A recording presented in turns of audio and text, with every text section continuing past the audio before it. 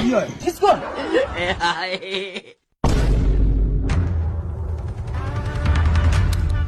جان چیه؟ یک دقیقه بیا برم بهت کار داریم. پولای محمد هر قطعی دلو یک دقیقه صبر کنیم. سوار چی بره؟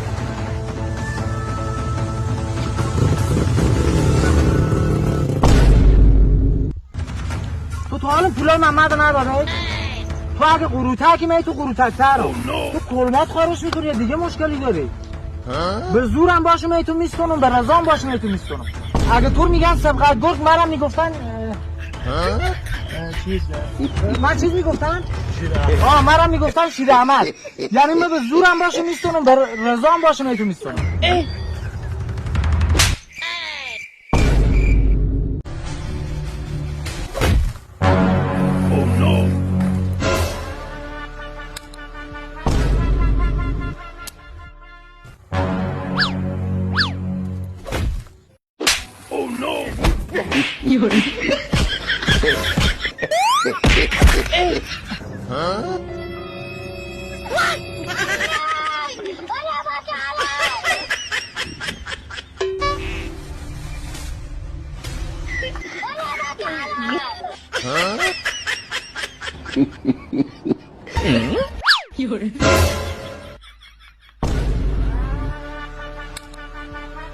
سبقت یک دفعه دیگه هم به خوبی و خوشی میگم پولای محمد دیگه.